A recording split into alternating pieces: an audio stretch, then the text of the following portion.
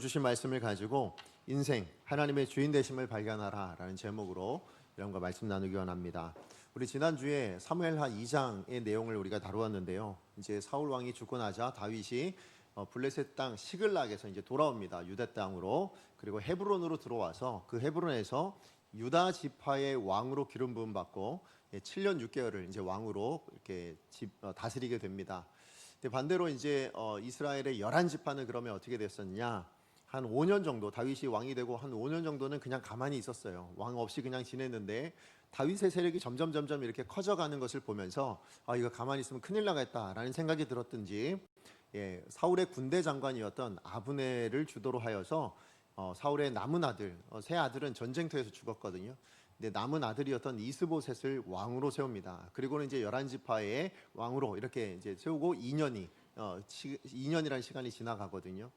근데 어떻게 보면 2년의 시간 아니면 어쩌면 7년 6개월의 시간 동안에 이 유다 지파와 이 이스라엘 나머지 11지파 간에 많은 분쟁들이 있었던 것 같습니다. 자, 근데 그 대표적인 예가 우리 지난주에 했던 2장의 12절 이하에 나오는 내용입니다.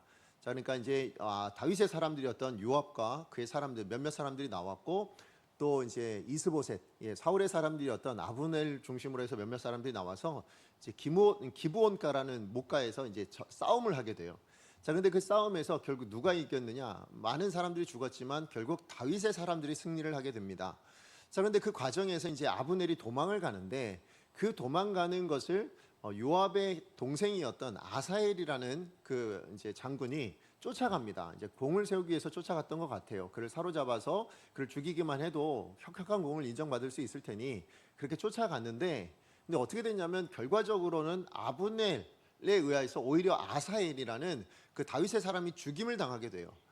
그래서 이제 요압의 동생이 이제 죽임을 당하게 된 겁니다. 그렇지만 그 싸움의 전체적인 결과는 다윗의 승리로 끝나게 됩니다. 자, 그런데 그게 그 한 번으로 끝난 것이 아니라 그 이후에도 끊임없이 분쟁이 있었어요. 자주 다툼이 있었습니다. 그 결과로 어떤 일이 일어나느냐? 그 내용이 우리가 읽지는 않았지만 3장 1절에 나옵니다. 우리 3장 1절 말씀 같이 한번 읽어보겠습니다. 시작. 사울의 집과 다윗의 집 사이에 전쟁이 오래매 다윗은 점점 강하여 가고 사울의 집은 점점 약하여 가니라. 아멘. 자, 보세요. 사울의 집과 다윗의 집 사이에 전쟁이 오랬다. 무슨 얘기예요? 계속 부딪히고 있었다라는 거예요. 싸움을 싸우고 있었다라는 거죠. 근데 그 결과가 어떻게 되었느냐라고 보니까 그 싸움에서 오히려 다윗은 강해져 가고 있었고 오히려 사울의 집은 반대로 뭐예요? 약해져 가고 있는, 번번이 다윗이 이겼다라는 의미가 되겠죠. 그렇게 되어졌습니다. 자, 그런데 여러분 읽지 않았지만 우리 어떻게 보면 2화로 나오는 1절 이하로 나오는 3장 전체의 내용은 이런 부분에서 보자면 1절의 해석이라고 보면 됩니다. 해석이라고 표현보다는 정말 그러한가를 보여주는 말씀이라고 생각하시면 돼요. 그래서 여러분 제가 한 가지 먼저 부탁을 좀 드리고 싶은데, 여러분 설교 이렇게 들으실 때 제가 보시면 아시겠지만 사무엘하를 한 장씩 가고 있잖아요. 근데 말씀을 전체를 다 안 읽어요. 그러다 보니까 여러분 내용 이해가 조금 어려우실 수 있거든요. 그래서 여러분께 좀 부탁을 드리자면 다음 주에 오실 때는 전날이라도 좋고 아니면 아침에 오시기 전에라도 4장을 읽어오시면 좋을 것 같아요. 그러니까 제가 한 장씩 갈 거니까 4장 아니면 그 다음에 5장 뭐 이런 식으로 한 장씩 미리 읽고 오시면 설교를 이해하는 데 조금 더 도움이 되실 것 같습니다. 자, 어쨌든 오늘 본문에 있는 이 3장의 내용을 보면 정말 다윗이 강성해져 가고 있는 게 맞냐, 아니면 사울의 집은 반대로 약해져 가고 있는 게 맞냐, 그 과정을 보여주고 있는 내용이 3장 전체의 내용입니다. 자, 그런데 이 3장 전체의 내용을 세 등장 인물을 주도로 해서 움직여지고 있어요. 자, 근데 첫 번째 인물이 누구냐면 다윗이라는 인물이고, 그 다음은 아브넬이라는 사람이고, 그 다음 세 번째가 이제 요압이라는 사람입니다. 물론 이제 이스보셋도 있긴 한데요, 그는 주도적인 역할을 하지 않아요. 세 사람이 주도적으로 해서 지금 다윗이 정말 강해져 가고 있는지, 아니면 그러니까 사울이죠. 사울의 집은 정말 약해져 가고 있는지 이걸 이제 보여주고 있는데, 자, 그럼 정말 그러한가? 잠깐 이제 간략하게 말씀드리면 오늘 3장에 다윗이 강해져 가고 있는 것을 뭘로 표현하고 있느냐? 자, 2절부터 나오는 그 5절까지의 내용을 보시면 뭐가 나오냐면 다윗이 헤브론에서 낳은 아들들의 이름이 나옵니다. 자, 그런데 특이한 게 뭐냐면 한 부인의 한 아들이에요. 그러니까 한 부인의 한 아들씩 나오는데 몇 명을 낳았냐면 6명을 낳았습니다. 자, 그렇다면 몇 명의 아내가 있은 겁니까? 6명의 아내가 있었다는 걸 알 수 있죠. 자, 그런데 사실 다윗이 시글락에서 이제 헤브론으로 돌아올 때는 2명의 아내밖에 없었어요. 자, 그런데 다윗이 왕이 되고 나서 그러면 몇 명의 아내를 더 맞이한 겁니까? 4명의 아내를 더 맞이하게 된 겁니다. 자, 그렇다면 다윗은 왜 이렇게 많은 아내를 맞이하게 됐을까요? 막 왕이 되니까 이제 막 여자분들이 너무 좋아하셔가지고 다윗이면 충분하다, 내 남편감으로 좋다 해서 그렇게 많아진 걸까요? 아니면 다윗이 혈기가 왕성해가지고 그래서 여자들 너무 좋아해가지고 그래서 많이 맺었을까요? 물론 그런 부분도 없지 않아 있을 수 있어요, 그죠? 그러나 여러분, 오늘 본문에 나오는 그 아들들을 소개할 때요, 그 어머니가 누구인가를 분명히 소개해주고 있어요. 자, 그런데 그 어머니를 소개하는 내용을 보면 어느 누구의 딸 이런 식으로 표현을 하고 있거든요. 자, 이게 무슨 얘기냐면 다윗이 그가 많은 아내를 가질 수밖에 없었던 이유가, 가지게 됐던 이유가 어디 있는가라는 걸 그 본문을 통해서 많은 학자들이 뭐라고 얘기하냐면 그것은 다윗의 정치적인 행보였다라고 이야기를 합니다. 이게 무슨 얘기냐면 다윗이 이스라엘 전체의 왕이 된 게 아니잖아요. 지금 뭐예요? 유다 지파의 한 지파의 왕이 된 거예요. 자, 그러니까 아주 약소하죠. 그러니까 작잖아요. 왕이 되긴 했지만 그의 권세가 그렇게 크지 않은 거예요. 자, 그러니까 언제 어느 때 누구의 공격이나 침략을 받아도 이상하지 않죠. 심지어는 뭐예요? 지금 사울의 11지파와도 계속 싸움을 하고 있었잖아요. 자, 그러니까 이 싸움들을 좀 내가 그래도 안전하게 좀 잘 방어하고 아니면 아예 싸움이 안 일어나도록 만들려면 뭐가 필요한가라고 봤더니 주변의 왕들이 어떻게 하냐면 정략 결혼을 해서 동맹을 맺는 겁니다. 그러니까 뭐냐면 작은 나라들이 뭘 하냐면 서로 동맹을 맺어서 그래서 서로 연합을 하는 거죠. 그렇게 연합을 하여 뭐 하는 겁니까? 다른 나라의 침략을 방어하거나 아니면 서로도 뭐예요? 싸우지 않을 수 있도록 서로 침략하지 않을 수 있는 방편을 마련한 게 정략 결혼입니다. 자, 그러니까 오늘 본문에 나오는 다윗도 이렇게 많은 아내를 맞이하게 된 이유가 어디 있는가? 자기의 왕권을 안정시키고 그 집의 영향력을 좀 늘리기 위해서 뭐 한 거예요? 정략 결혼을 맺은 겁니다. 그 대표적인 예가 오늘 압살롬을 낳은 아내 이름을 뭐라고 얘기하냐면 그슬 왕 달메의 딸 미아가라고 이야기하고 있는데요. 그슬이 어디냐면 이스라엘의 북쪽에 있는 아람 족속이에요. 그러니까 사실은 이방 민족이잖아요. 자, 근데 그 아람 족속의 왕의 딸을 뭐예요? 아내로 맞이했다라고 얘기해서 그 아내의 딸이 압살롬을 낳았다라고 이야기하는 겁니다. 자, 그러니까 지금 다윗이 뭐 하고 있는 거예요? 지금 자기의 왕권을 안정시키기 위해서 뭐 했다고요? 네, 여러 가지 이제 그 정략 결혼을 통해서 자기의 영향력을 넓히고 자기의 권세를 안정화시키는 그런 행보를 했었다. 그러니까 지금 다윗이 조금씩 안정화되어져 가고 있습니다를 표현하는 게 뭐예요? 아들을 통해서 이렇게 지금 표현해주고 있는 겁니다. 게다가 12절부터 21절까지의 내용을 보면 이제 거기서 머물지 않고 사실 우여곡절 끝에 어떤 일이 일어나냐면 그 사울의 그 군대 장관이었던 아브넬, 이스보셋을 왕으로 세웠던데 주도적인 역할을 했던 그 사람이 이 이스보셋과 우여곡절 끝에 좀 틀어지게 돼요. 자, 그래서 이 아브넬이 어떻게 하냐면 여기 있으면 이제 안 될 것 같다 해가지고 다윗의 편으로 돌아섭니다. 그러면서 뭘 하냐면 다윗에게 이스라엘 11지파의 통치권을 제가 갖다 줄 테니까 저를 지켜주십시오. 저를 좀 이렇게 잘 돌봐주세요. 이렇게 얘기해요. 자, 그래갖고 다윗이 그것을 인정해 줍니다. 자, 그렇게 해서 동맹을 맺게 되어져요. 그러니까 어떻게 보면 조약을 맺게 되어집니다. 자, 그러니까 다윗의 입장에서 뭡니까? 이제 이스라엘의 11지파의 지배권을 가져올 수 있는 좋은 계기가 마련되어진 거잖아요. 이렇게 조금씩 다윗의 영향력이 많아지고 넓어지고 있다라는 것을 보여줍니다. 자, 그래서 사실 그리고 난 다음에 또 이제 다윗이 뭘 하냐면 그렇게 조약을 맺을 때 한 가지 조건을 겁니다. 내가 그래 괜찮다, 오케이, 그거 내가 받아줄 테니까 아브넬 그러면 네가 나한테 내 부탁 하나만 들어줘라고 다윗이 이야기를 해요. 무슨 부탁을 했냐면 사울의 딸 미가를 나한테 보내라, 이렇게 이야기를 합니다. 자, 그런데 그 부탁을 아브넬에게만 한 것이 아니라 나중에 이제 말씀 읽어보시면 아시겠지만 다윗이 이스보셋, 이스라엘의 11지파의 왕이었던 이스보셋에게도 동일하게 이야기합니다. 사울의 땅 나한테 돌려보내, 이렇게 이야기를 해요. 자, 그러면 다윗이 왜 이스보셋이나 아브넬에게 사울의 딸 미가를 데려와 달라라고 얘기했느냐? 그것은 첫사랑을 잊지 못해서일까요? 그죠? 어떻게 보면 그러니까 정혼한 사이였거든요. 그죠? 그런데 여러분, 정혼했다라는 거 오늘날로 이야기하면 결혼했다가 아닙니다. 약혼했다라고 하는 게 맞아요. 그러니까 아직 정식으로 부부가 된 건 아니에요. 자, 그렇지만 첫사랑이었고 더 나아가서 뭐냐면 그가 사울 왕이 죽임을 당하려고 할 때에 이 미갈이 자기를 구해줬거든요.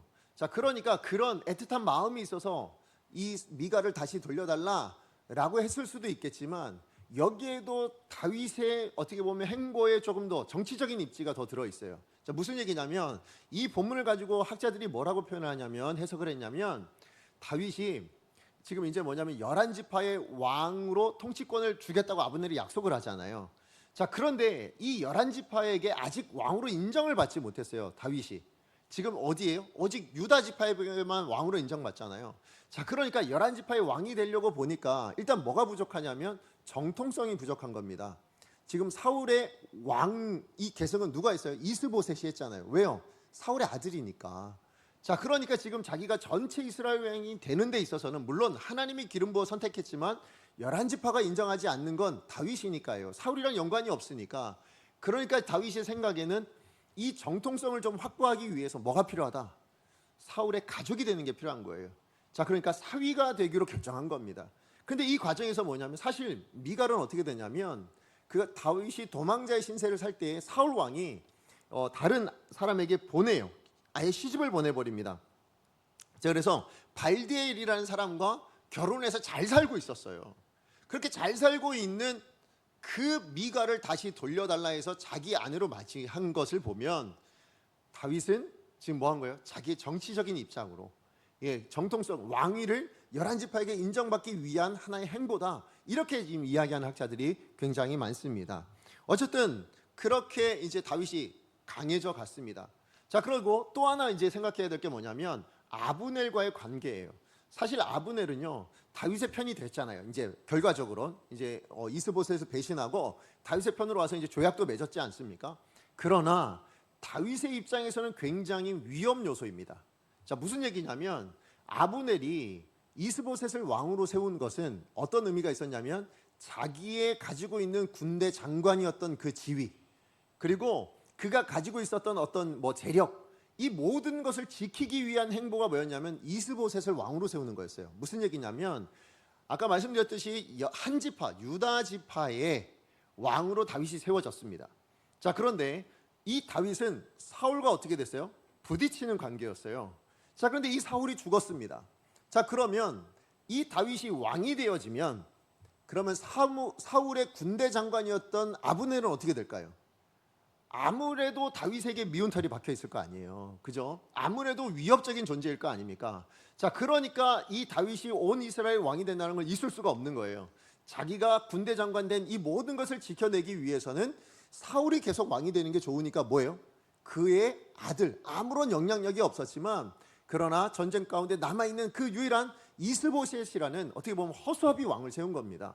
그렇게 왕을 세워서 11지파의 임금으로 세워놓은 다음에 그 다음에 뭐 한 거야? 자기가 군대 장관으로서 그래서 승승장구하게 되는, 자기의 권세와 자기의 실력을 계속해서 거기서 발휘하게 됩니다. 근데 이게 도를 넘어요.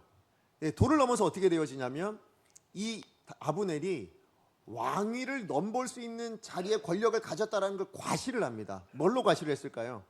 사울의 왕의 첩이었던 그 리스바라는 여인과 동침을 하게 됩니다.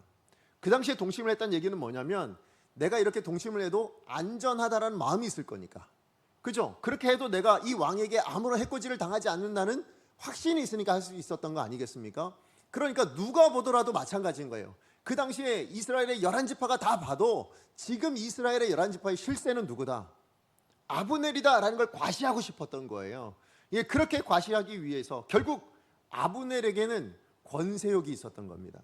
자, 이런 마음을 가지고 있는 아브넬이 다윗과 한편이 됐다고 하면, 그럼 그 권세욕을 내려놓을까요? 아니죠. 언제라도 다윗의 왕권이 약하다 싶으면 또 뭐예요? 그 위에 서고 싶은 마음이 생길 거 아니에요. 그죠? 왜냐하면 아까 이스보셋에게도 그래 했던 것처럼 그렇게 이제 되어지니까. 근데 실제로 다윗의 왕권은 그러면 강했냐? 그러지 않아요. 굉장히 연약했습니다. 다윗이 스스로 고백합니다. 우리 39절 말씀 같이 한번 읽어보겠습니다. 시작. 내가 기름 부음을 받은 왕이 되었으나 오늘 약하여서 수리아의 아들인 이 사람들을 제어하기가 너무 어려우니.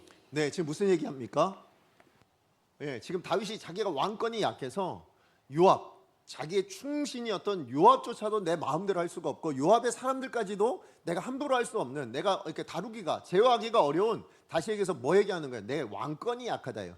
그죠? 내가 약하다는 얘기가 아니라, 다윗이 연약하다는 의미가 아니라 다윗의 통치권, 그 왕권이 약해져 있는 상황이었어요. 왜요?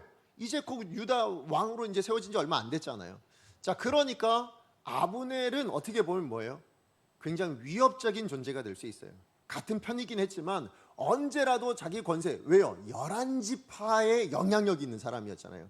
그래서 다윗도 뭐라고 얘기하냐면 이 아브넬을 향하여 이스라엘의 지도자라 이렇게 이야기를 합니다. 큰 인물이라 이야기합니다. 실제로 그래서 11지파의 장로들에게 설득을 할 수 있는 정도의 위치에 있었어요. 왜냐하면 아무리 아브넬이 다윗에게 내가 11지파의 통치권을 갖다 줄게요 한들 11지파가 동의하지 않으면 있을 수 없는 일이잖아요. 그런데 이 아브넬이 11지파의 장로들에게 가서 설득을 합니다. 그러니까 그 정도의 영향력을 가지고 있었던 사람이 아브넬이었습니다. 자, 그러니까 언제라도 다윗의 입장에서는 이 아브넬이 맘만 먹으면 자기의 왕권을 또 위에 설 수 있는 그런 위협적인 존재였어요. 자, 그런데 뜻하지 않게 이 아브넬이 어떻게 되냐? 요압에 의하여 죽임을 당합니다. 그게 오늘 본문 읽었던 우리의 본문 내용이에요. 자, 그러니까 다윗의 입장에서 보면 뭡니까? 다윗이 강해져 가는 데 있어서 거침이 없는 거예요. 그죠? 전쟁을 해도 사울의 집안에서 늘 이길 수 있었고, 주변 사람과 동맹을 맺어서 이제 주변에도 안정을 취할 수 있었고, 대적들도 뭡니까? 죽임을 당하는 이런 일들이 일어나고 있으니 다윗은 조금씩 더 강해져 가더라 라는 게 보이죠. 근데 반면에 그럼 이스라엘의 11지파의 왕이었던 이스보셋, 사울의 집은 그럼 어떻게 되냐? 점점 약해져 갔다라고 말씀하고 있잖아요. 정말 그러한가? 그러합니다. 그런데 누구에 의해서 이것이 주도되어지냐면 사실 이스보셋을 왕으로 세웠던, 어떻게 보면 사울의 충신이었던 아브넬에 의해서 아이러니하게도 이 사울의 집이 점점 몰락하게 돼요. 여러분, 그 내용이 우리 사무엘하 3장 6절에서 7절 같이 한번 읽어보겠습니다. 시작. 사울의 집과 다윗의 집 사이에 전쟁이 있는 동안에 아브넬이 사울의 집에서 점점 권세를 잡으니라. 사울에게 첩이 있었으니 이름은 리스바요 아야의 딸이더라. 이스보셋이 아브넬에게 이르되 내가 어찌하여 내 아버지의 첩과 통간하였느냐 하니. 아멘. 지금 오늘 6절 말씀에 보시면 사울의 집과 다윗의 집의 전쟁이 계속 있었어요. 자, 그러다 보니까 누가 더 권세를 많이 가져가게 됐습니까? 아브넬이 사울의 집에서 점점 권세를 잡았다라고 얘기합니다. 그죠? 전쟁통에는 누가 권세를 잡을까요? 군부 세력이 힘을 갖게 되어 있어요. 자, 그러니까 지금 군부의 수장이었던 이 아브넬이 점점 왜요? 이스라엘 백성들이 다 아브넬을 의지하죠. 왜요? 전쟁터에 나가면 누가 선봉에 섭니까? 아브넬이 선봉에 서는 거예요. 이스보셋이 왕이 나가서 싸우지는 않잖아요. 자, 그러니까 이스라엘 11지파 입장에서는 이 아브넬이 자기를 지켜주는 사람이고 자기를 돌봐주는 그런 군인의 장관이니까, 그러니까 아브넬을 계속해서 신임하고 아브넬이 대단하다고 이야기하고 그를 존경하고 따르는 사람들이 많아진 겁니다. 자, 그러니까 반면에 이스보셋의 입지는 어때요? 왕이긴 하지만 점점 약해져 갔죠. 민심도 이스보셋을 바라보기보다는 아브넬을 바라보고 있는 그 상황 가운데, 그러니까 어떤 일이 일어나요? 이스보셋의 왕권 위에 내가 서겠다라는 그런 마음을 갖게 되고, 그것이 사울의 왕의 첩이었던 리스바를 범하고 있는 그런 일로 나타나게 되었죠. 결국 이 아브넬이 자기의 과실을 나타낸 겁니다. 그죠? 자기의 권위, 자기의 권세, 내가 이 정도의 능력이 있어 라는 것을, 언제라도 나는 내가 왕이 될 수도 있어 라는 그런 권세를 보여주게 된 거죠. 이 사건으로 해서 뭐예요? 지금 이스보셋과 이 아브넬 사이 결정적으로 분열이 일어나게 됩니다. 이 분열이 일어났다는 건 이스보셋의 입장에서는 뭐예요? 약해지게 될 수밖에 없었죠. 그래서 자기의 최측근이자 자기의 가장 큰 힘의 원천이었던 아브넬과 틀어지게 되었으니 이스보셋의 입장에서는 완전히 이제는 점점 더 이상 진짜 망해져 가는구나, 이걸 확인할 수 있게 됩니다. 뿐만 아니라 이로 인해서 이제 분열된 게 이제 뭘로 나타났어요? 반역으로 나타나잖아요. 그래서 아브넬이 누구 편에 선다고요? 다윗의 편에 서게 되잖아요. 자, 그런데 다윗 편에 섰는데, 서고 났을 때 이제 어떤 일이 있었습니까? 요압에 의해서 아브넬이 죽임을 당하죠. 결국 이스보셋은 자기 나라의 가장 핵심의 권력이었던 아브넬을 잃어버리게 된 겁니다. 자, 이로 인해서 나중에 결국 어디까지 결과가 되어지냐? 여러분, 우리 다음 주에 살펴볼 우리 4장 말씀에 보면 이스보셋이요, 또 다른 군대 장관이었던 2명의 사람들에 의해서 죽임을 당하는 것으로 끝납니다. 결국 사울 왕의 왕가는 완전히 몰락하게 되어지는 그런 일이 일어나게 되죠.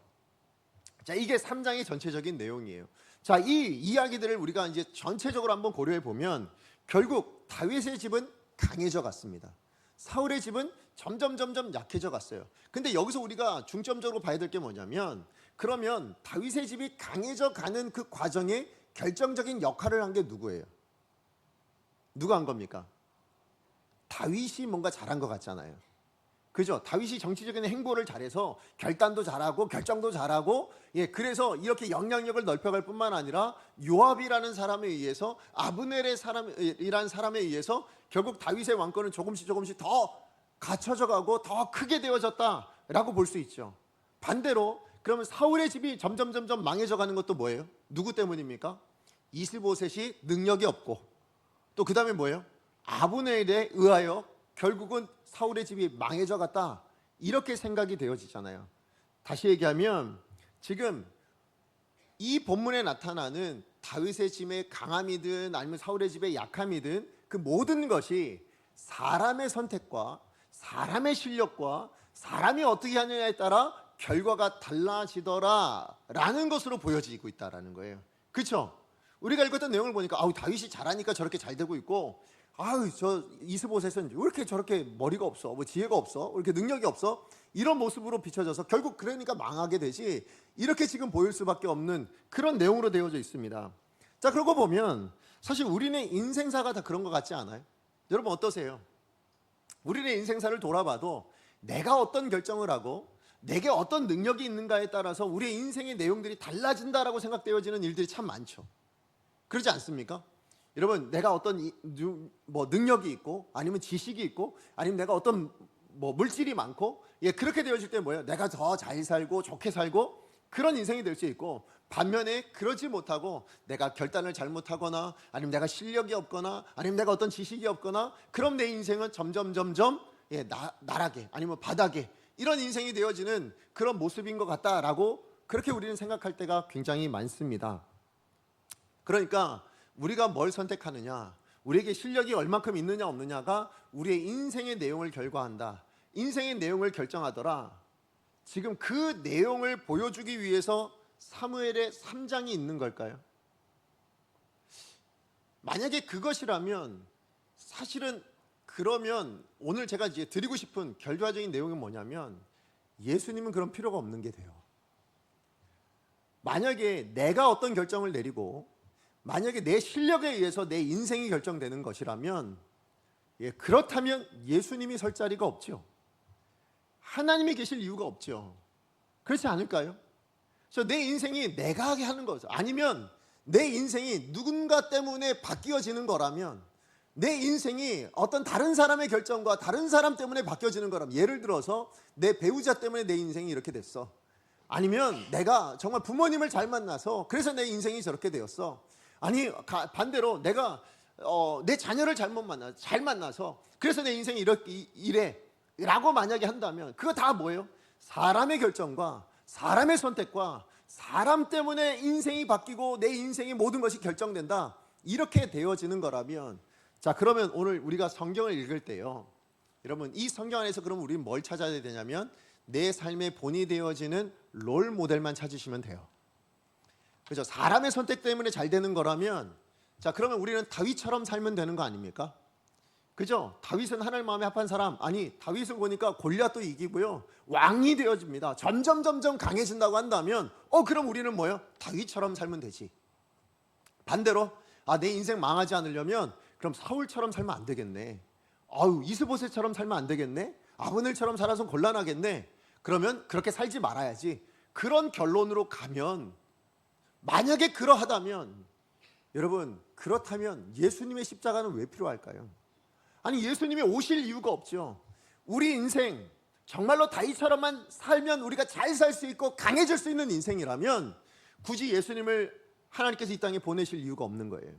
다윗처럼만 살면 되실 거 아닙니까?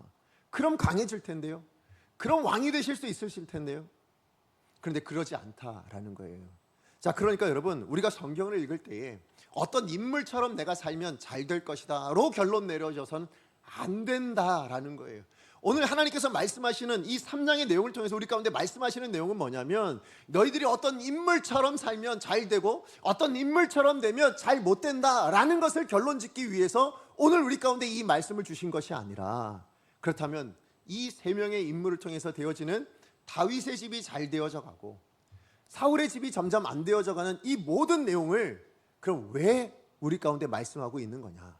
아니, 다윗처럼 되어서도 되는 게 아니라면, 아니 사울처럼 되어서 안 되는 게 아니라면, 그렇다면 이 내용은 왜 말씀하여 주시는 것이냐?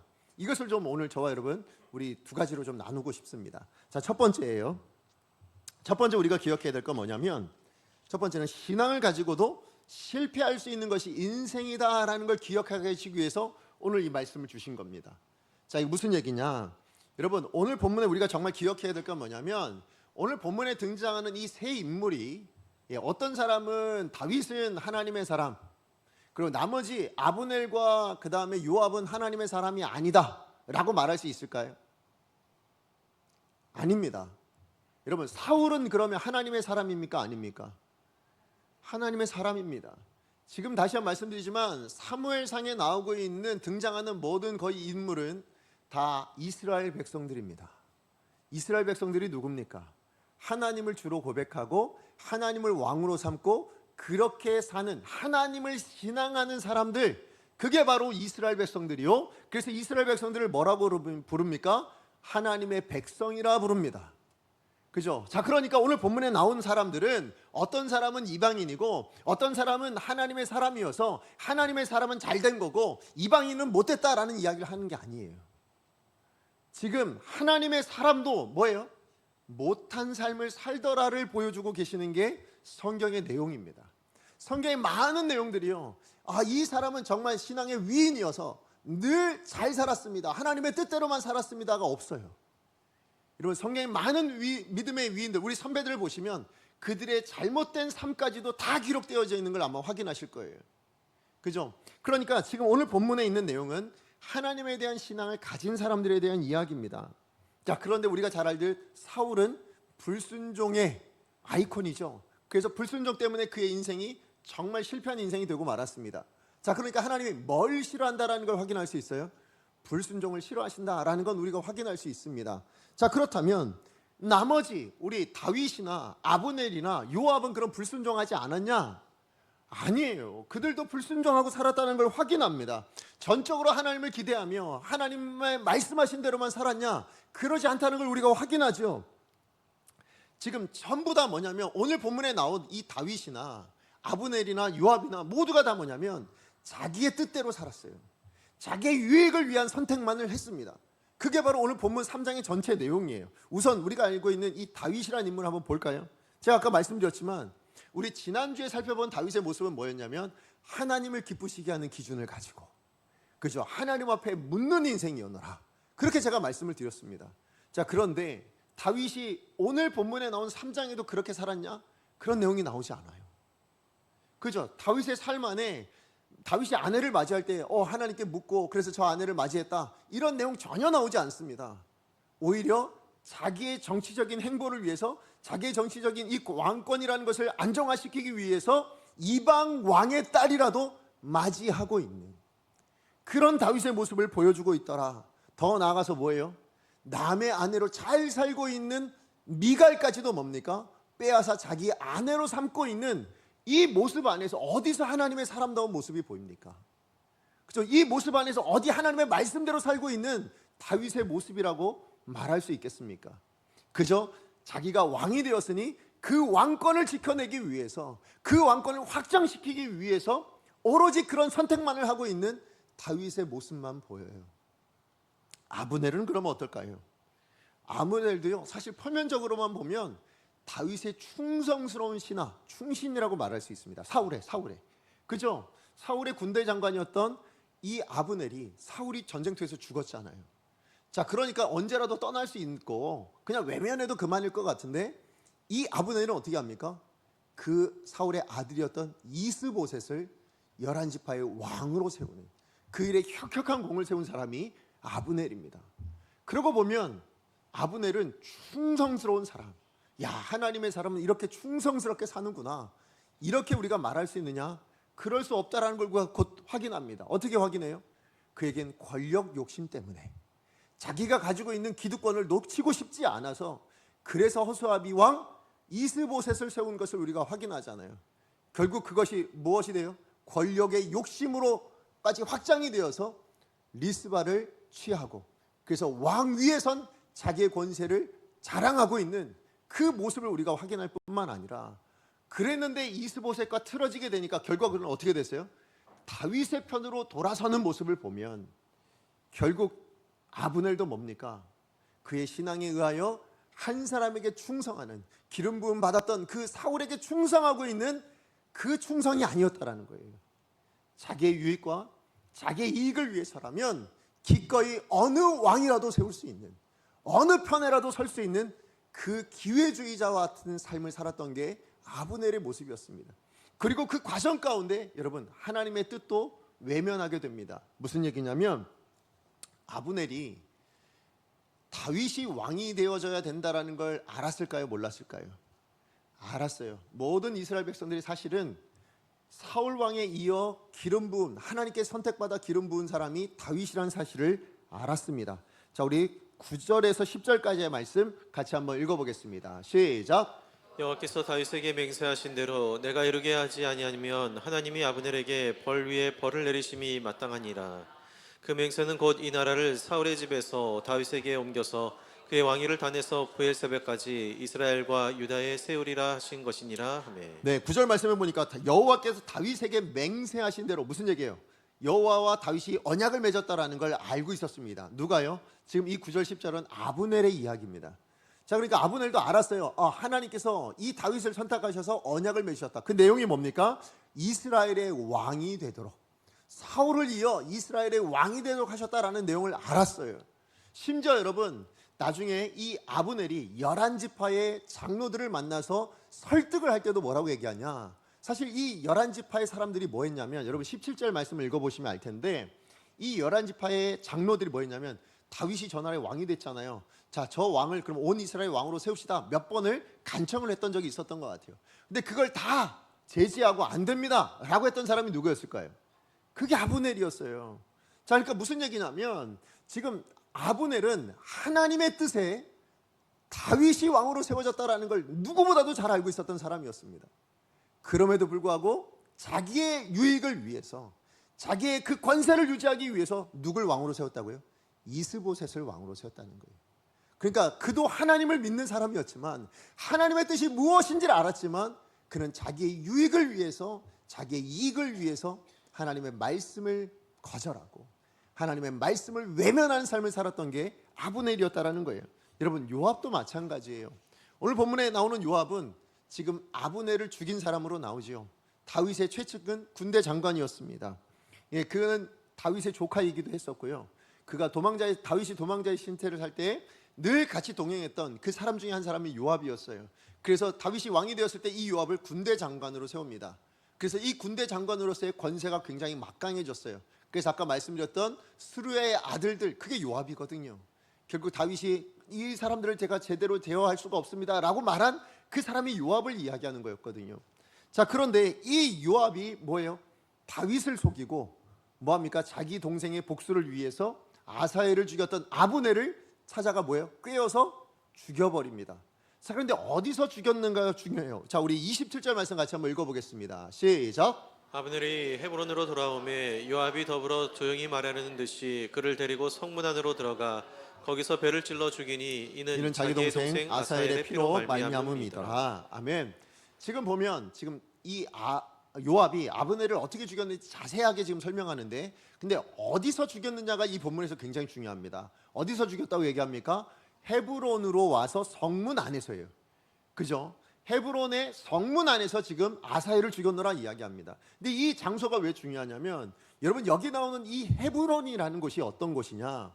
하나님께서 이스라엘에게 가나안 땅을 주셨을 때요, 그 가나안 땅을 전부 다 분배할 때에 6개의 성읍을 따로 그러니까 구별을 해두십니다. 그리고 그 6개의 성을 뭘로 세우냐면 도피성으로 세웁니다. 이 도피성이 뭐 하는 것이냐면 이스라엘 백성들이 살다가 실수로 아니면 고의적이지 않는 모습으로 어쩌다가 사람을 죽일 수 있잖아요.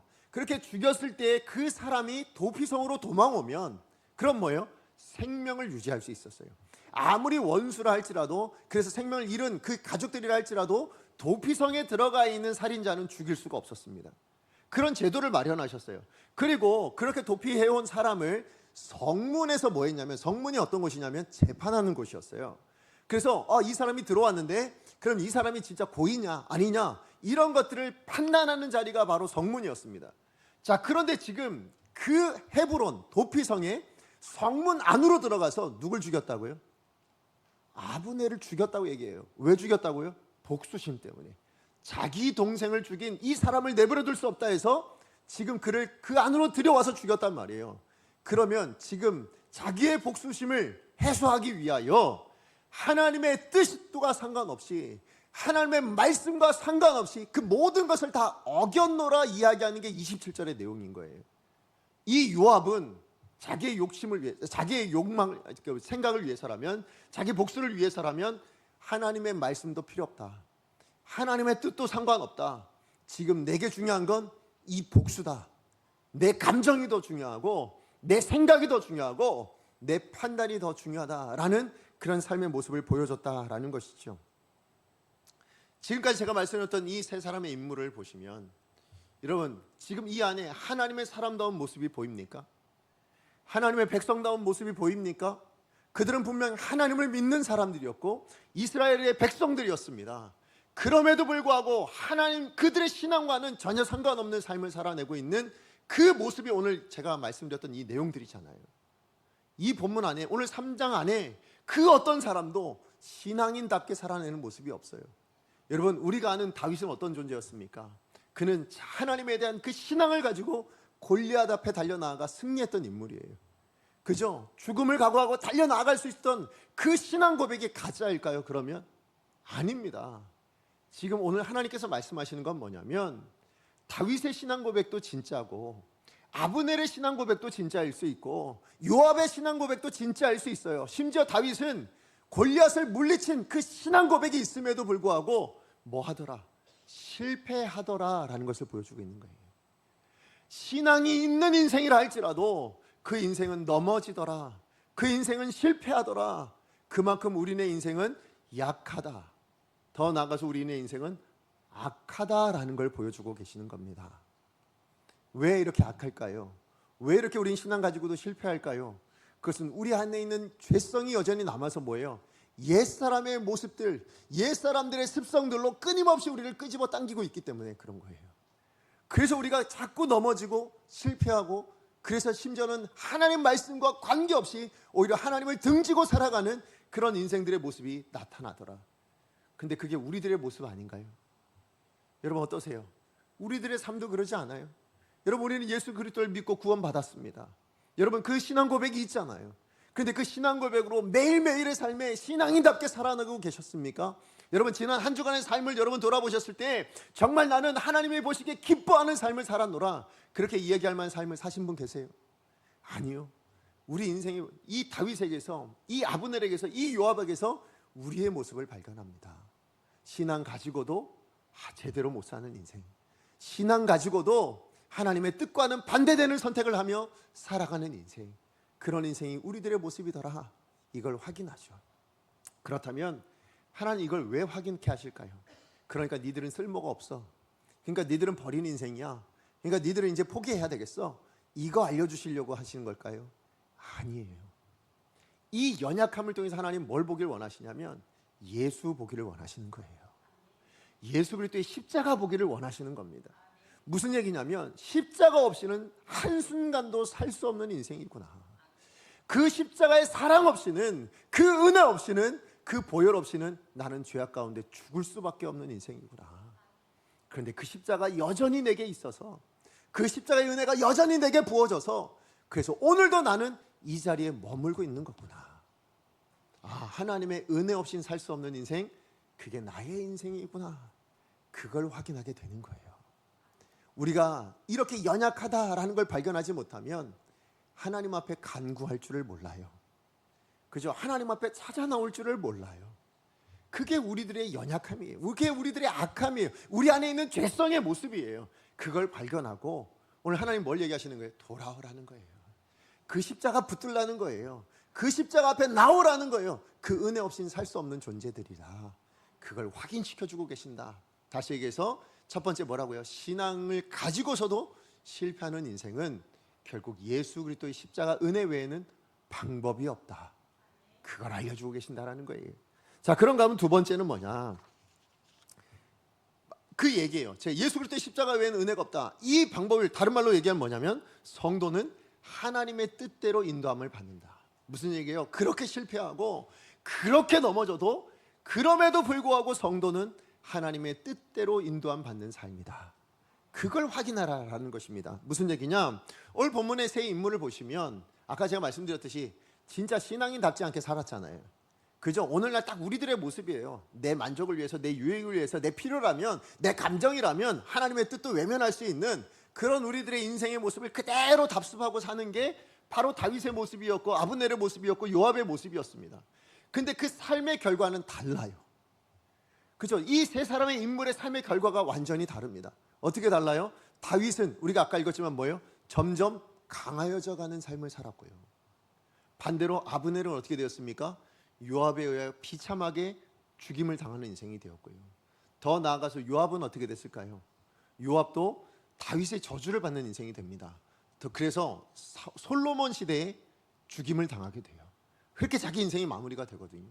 아니 어떻게 셋 다 신앙 가지고도 실패했는데 다 넘어졌는데 왜 다윗은 잘 되고 왜 나머지 사람들은 잘 안 됐을까요? 무엇에서 달라졌을까요? 그것은 다른 데 있지 않아요. 이유는 딱 하나입니다. 뭘까요?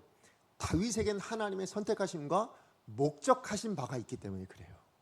그리고 그 목적하신 바를 하나님이 열심으로 이루어내고 계시기 때문에 뭐예요? 그가 잘 되어져 가고 있더라로 결론되어지는 거예요. 자, 무슨 얘기냐? 하나님께서 다윗을 뭘로 세우셨어요? 이스라엘의 왕으로 세우셨어요. 왕으로 선택하셔서 기름을 부으셨어요.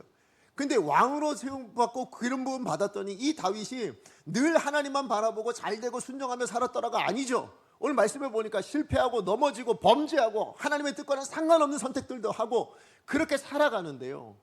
그 모든 다윗의 인생 그 범죄까지도 뭘 막을 수 없더라? 하나님께서 선택하신 하나님께서 결정하신 이스라엘의 왕이 되어지는 것에서를 막아내지 못하더라. 다시 얘기하면 뭐예요? 우리가 살아가고 있는 이 삶에 여러분이 어떤 선택을 하는 것이든 세상이 여러분에게 어떻게 다가와서 여러분을 실패하게 하고 넘어지게 만들더라 할지라도 하나님이 여러분에게 뜻하신 바는 반드시 어떻게 되어질까요? 이루어진다. 하나님의 뜻 안에서 우리는 반드시 이루어져 가는 삶을 산다예요.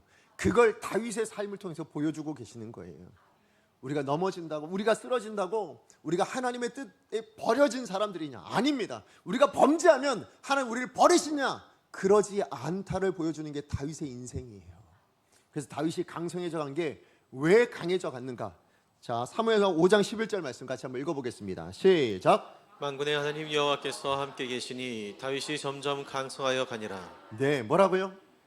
여호와께서 함께 계시니가 먼저예요. 함께 계시니까 다윗이 어떻게 됐다고요?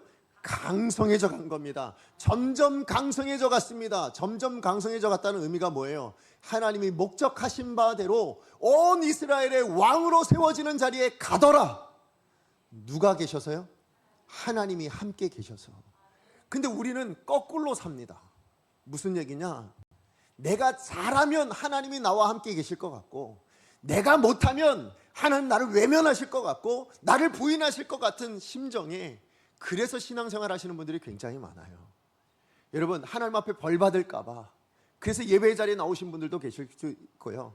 하나님이 나를 외면하실까 봐 기도의 자리를 끝까지 꾸준하게 지키시는 사람들이 있어요. 물론 그것도 감사한 일이긴 합니다. 그러나 여러분 방향이 바뀌었어요.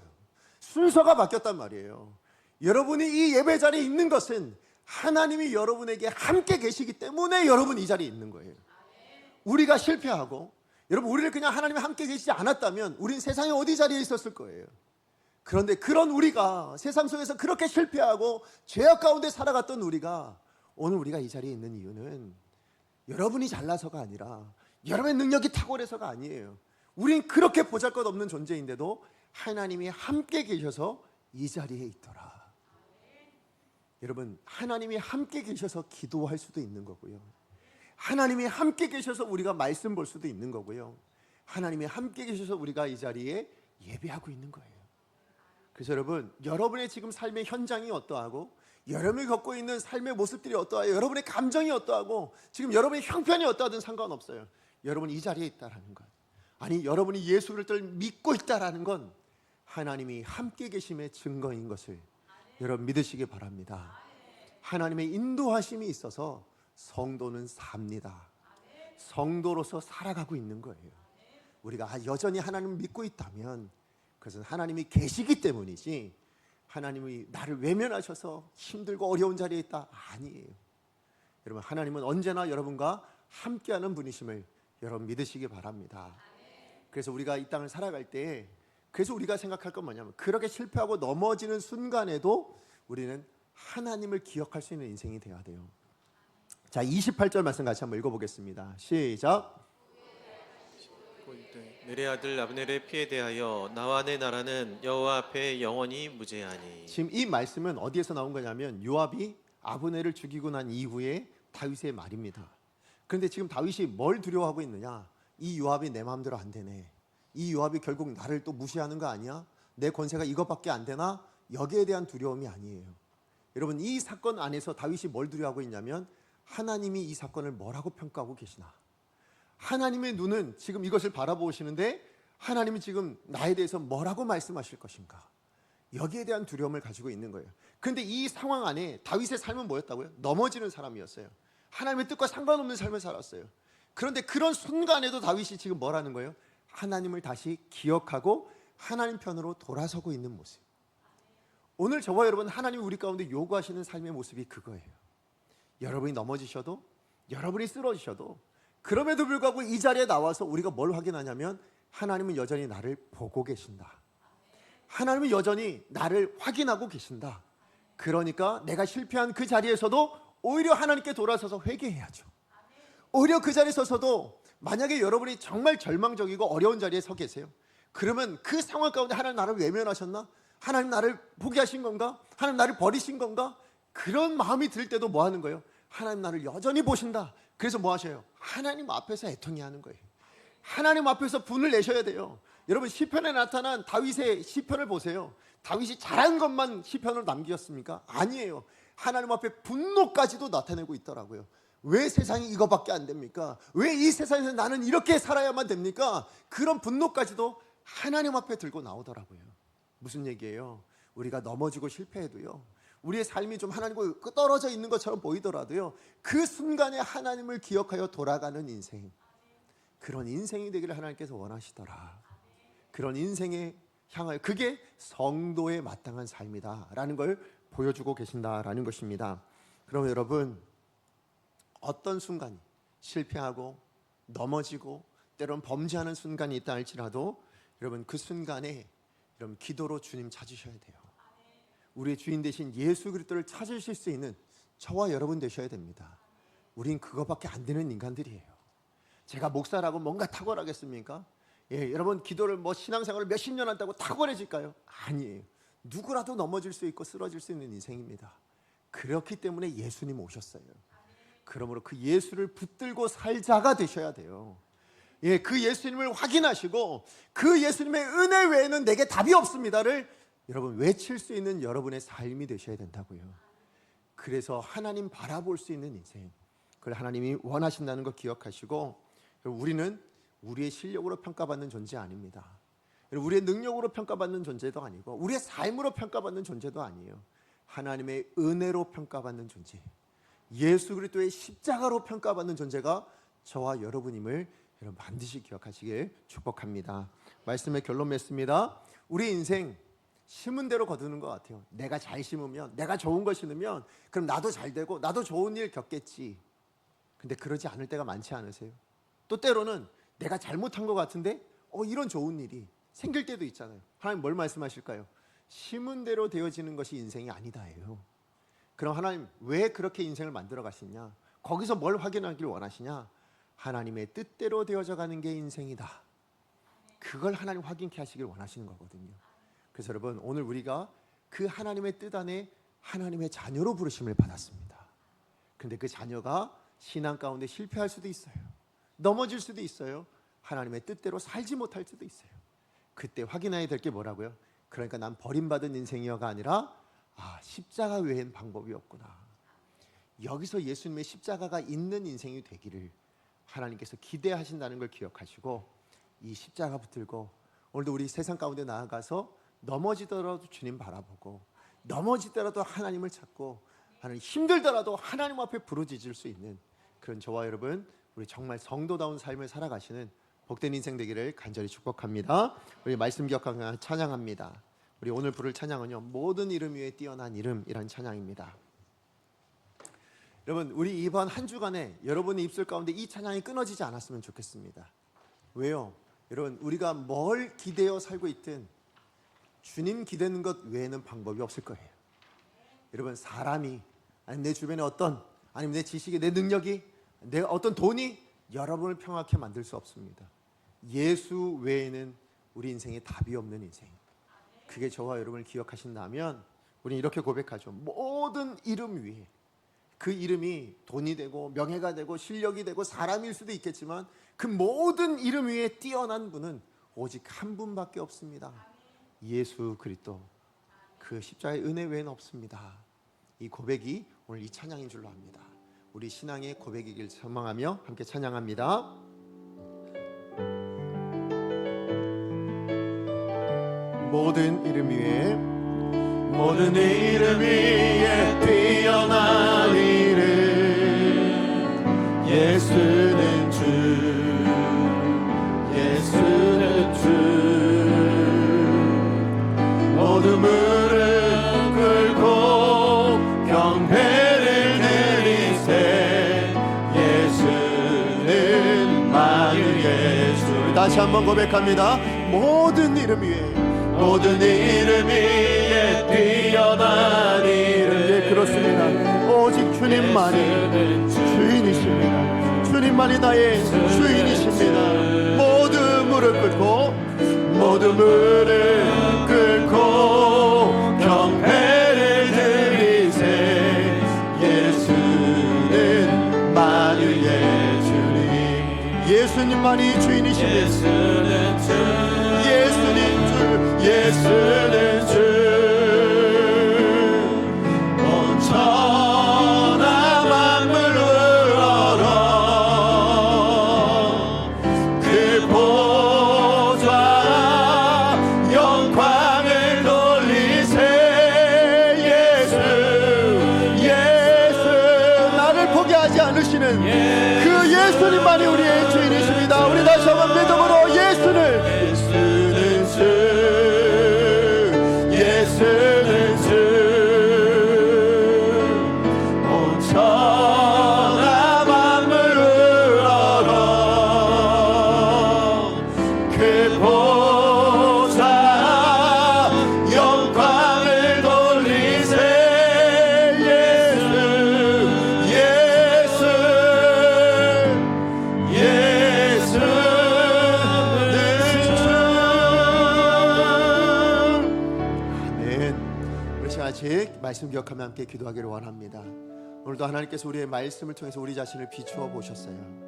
여러분, 우리는 다윗처럼 살고 있었고, 아브넬처럼 기회주의자로 살고 있었고, 요압처럼 내 감정을 따라, 내 판단만을 따라, 심지어 하나님의 뜻도 외면하며 살았던 것이 우리들의 모습임을 보여주셨습니다. 그것을 통해서 내가 이렇게 보잘것없고 하나님 앞에 쓸모없는 존재구나가 아니라, 내가 이렇게 연약하니까 예수님이 오신 거지, 내가 이렇게 연약하니까 오늘도 하나님은 그 예수 그리스도의 십자가의 은혜를 부어주고 계시는 거지. 그래서 우리 안에 성령님을 보혜사로 보내주신 거지. 그것을 확인하라는 것입니다. 하나님이 여러분을 그렇게 부르셨습니다. 그리고 하나님은 그 부르심의 목적을 이루시기 위해서 지금도 여러분의 삶을 인도하고 계신다라는 것을 기억하셨으면 좋겠습니다. 여러분, 지금 어떤 실패의 자리에 있다 할지라도, 여러분 어떤 어려움의 자리에 있다 할지라도, 여러분, 우리가 하나님의 은혜 가운데 하나님과 함께 있는 인생임을 여러분 믿으신다면 지금 여러분의 인생 포기하지 마시고 절망하지 마시고, 그러나 반대로 또 우리의 뜻대로만 살려고 하지 마시고 오직 예수 그리스도 붙들고 살겠습니다. 하나님의 은혜 붙들고 살겠습니다. 하나님을 의지하여 살아가는 나의 인생 되겠습니다. 주여 도와주시옵소서. 이 고백 우리 주님 앞에 올려드리며 함께 결단하도록 하겠습니다. 주님, 은혜를 주옵소서. 우리 외치고 기도합니다. 주여 은혜를 주옵소서. 살아야 하나님 감사합니다. 오늘도 주신 말씀 기억하여 하나님 우리 자신을 돌아보며 하나님 우리가 어떤 존재로 부르심을 받았는지 깨닫게 하여 주셔서 감사합니다. 하나님, 우리 실체를 봅니다.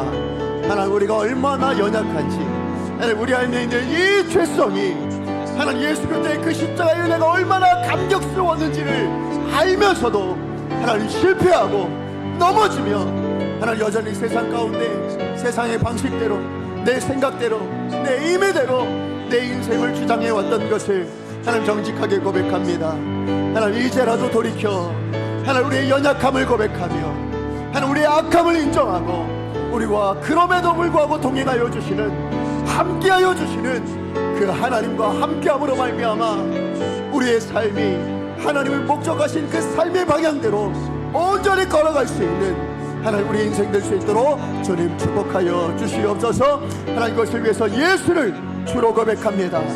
주님 외에 하나님 내 인생의 주가 내가 될 수가 없고 하나님 세상이 될 수가 없고 오직 주님 외에는 없음을 고백하오니 하나님 그렇게 나를 자녀 삼아주신 하나님, 그렇게 나를 하나님의 백성으로 불러주신 주님 감사합니다. 고맙습니다.